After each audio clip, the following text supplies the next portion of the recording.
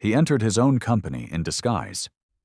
But when he found one of his employees crying in a storage room, what he did next shocked the entire staff and the world. Vikram Ahuja was no ordinary CEO.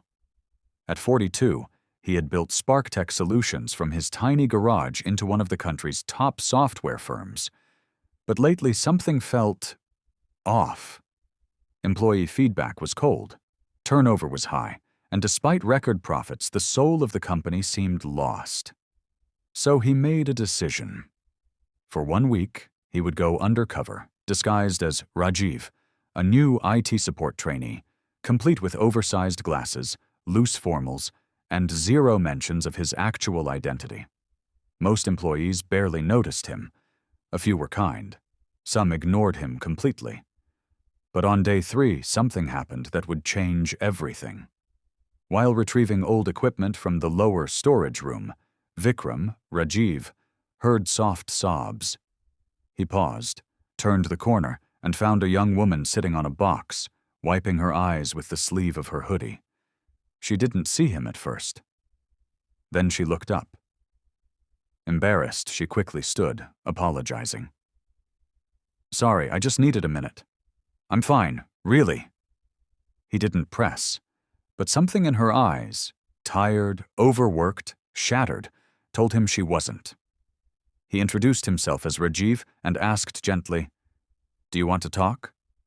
She hesitated, then sat back down.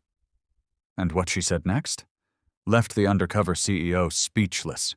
The woman, probably in her mid-20s, took a deep breath. Her name tag read, Mega, Junior Analyst. She spoke without looking at him. "I work 12-hour days, sometimes more. I skip lunch to meet deadlines. And still, no one notices." She gave a broken laugh. "My manager hasn't called me by my name in 6 months. He just says hey or deadline. I haven't been home to see my mom in 4 months because I can't afford unpaid leave."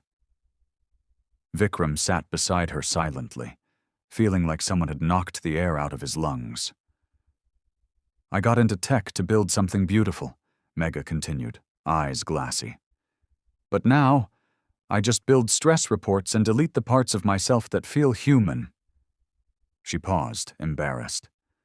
"Sorry, I don't know why I'm saying all this to a new guy." But Rajiv didn't flinch. "You're saying it because no one else is listening," he said quietly. She nodded. "Sometimes I wonder if the owner knows what happens down here, or if he even cares." Vikram's throat tightened. This wasn't just about Mega. This was about everyone like her, buried under numbers, ignored by leadership, crushed by a system that prized performance over people. Later that night, Vikram sat in his car for 2 hours, unable to turn the key. He thought of his mission statement. SparkTech exists to empower the brightest minds. And yet, those minds were burning out in silence. Something had to change, and it had to start with him.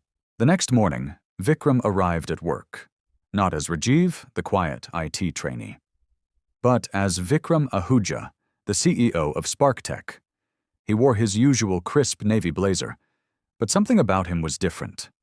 Calmer, sharper, more awake.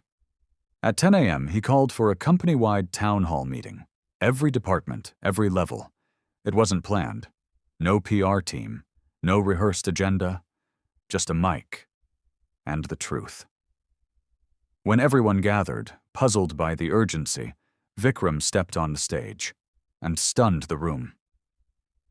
"Some of you may have met Rajiv, the new trainee. What you didn't know is Rajiv was me." Gasps, murmurs, frozen faces. He continued, "This past week I walked through these halls, sat in the break room, listened in the corners, and yesterday I met someone who reminded me of the kind of company I wanted to build, but forgot how." He turned to the crowd. "Her name is Mega. She cried in a storage room because her soul was tired, and no one, not even me, noticed." A long pause. Then Vikram announced a sweeping reform. Mental health leave, fully paid, a new voice-first platform for anonymous feedback, reviewed by Leadership Weekly, quarterly one-on-ones between team leads and every employee. And lastly, a new internal motto: you are not just your job title, you are a person, and we will never forget that again. Applause started slow, then erupted. But the real moment came when Mega stood up in the back, stunned, holding her hoodie in her hands. He saw her. He nodded. And in that nod, he said everything. Within 48 hours, the story exploded online. Undercover CEO catches employee crying. What he does next inspires a nation. A photo of Vikram and Mega side by side on stage. A short clip of his emotional town hall hitting 12 million views in a day. But behind the headlines, something real began to happen. SparkTech's culture transformed. Employees started speaking up, not just about workloads, but ideas, struggles, passions. Managers were retrained to lead with empathy, not ego. And a new initiative called the Basement List was introduced, highlighting unheard employees each month who quietly held the company together from the background. Mega? She didn't just gain visibility, she was promoted to Wellness and Culture Officer, leading real-time feedback systems and hosting open circle talks every Friday. The same girl who once cried alone in silence was now helping others feel heard. And Vikram? He stopped leading from the top floor. Every Monday, he visited a different department with just one question. How are you really? 6 months later, SparkTech ranked #1 in best places to work for mental wellness. Mega was invited to speak at international HR summits, and in every new employee welcome kit, the company included a handwritten note that read, "If you ever feel unseen, unheard, or overwhelmed, come find me, because your voice matters. And we don't wait until someone's crying to listen anymore." Vikram Ahuja. Because sometimes, it only takes one tear in a storage room to wash away the walls of silence and rebuild a company. From the heart out,